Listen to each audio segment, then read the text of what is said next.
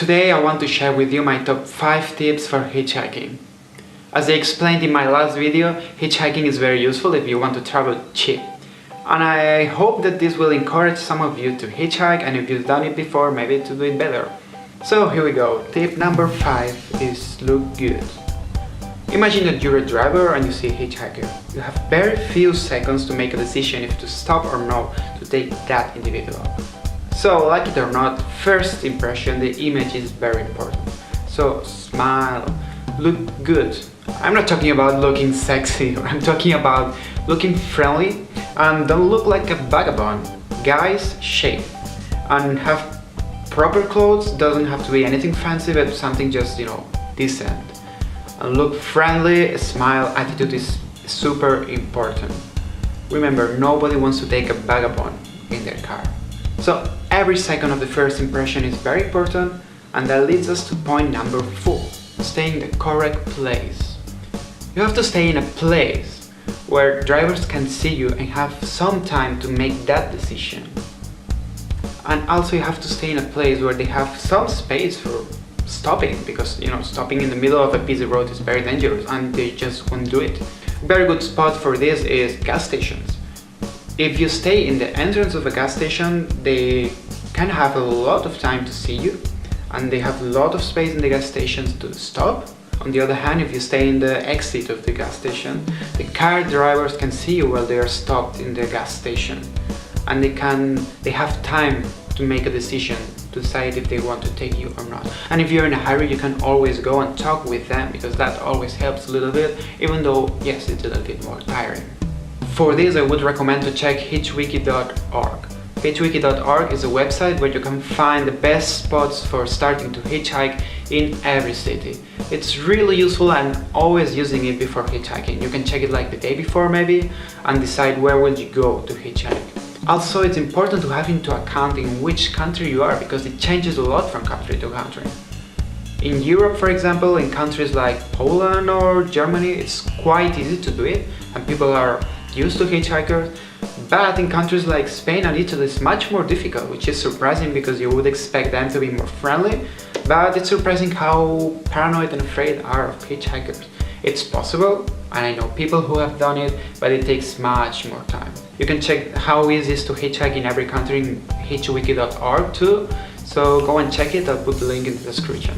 Point number 3, have a plan B. It's important to have a plan B in case everything goes wrong, because you want to be relaxed when you hitchhike. Remember that we're doing this to have a good experience mainly. Some days maybe you're in a bad spot and you don't realize about it, or it's just bad luck, and you can manage to do hitchhiking. Sometimes it happens. So you need to have a plan B, otherwise you would be desperate about somebody picking you up, and that's not good. So always have a plan B, be it staying in the place where you started, using public transport, or using a car sharing app, maybe like BlaBlaCar could be useful. Always have a plan B and you'll have much more fun hitchhiking. Point number 2, have patience. Sometimes it takes 2 minutes and sometimes it takes 2 hours. You can follow these tips and I assure you it will be much easier to hitchhike, but it's always a little bit about good luck. So you have to be mentalized that maybe it's not going to be like instant magic. Sometimes it is. Like one time I just got picked up within 2 seconds. I just put my board up and I had a car there. Sometimes it happens, but sometimes you have to wait 2 hours or even more. So patience. Point number 1, and it's maybe the most important, especially for girls, know when to say no. This is really important because a lot of people that take hitchhikers have hitchhiked before, and actually they're very, very nice people and very generous people most of the times. But sometimes there are weirdos out there. And especially if you're a girl, maybe somebody will try to pick you up, and if you see that's not really trustable, just trust your instincts. If you see that something's wrong there, that he has second intentions or something weird, just say no. So be prepared to say no. And if you have to piss somebody off, shit happens, sorry. But actually I'm not talking only about sexual harassment here. I'm talking also about knowing when to say no when somebody offers you a ride to a place which is actually not good for you. Sometimes drivers will take you to a place That, yeah, it's a little bit farther away, it's like a few kilometers ahead to your destination, but it's actually in the middle of nowhere and nobody would stop there, so be very aware of that because that's a very common mistake. And an extra advice for girls: if you feel unsure about hitchhiking alone, just travel with a friend.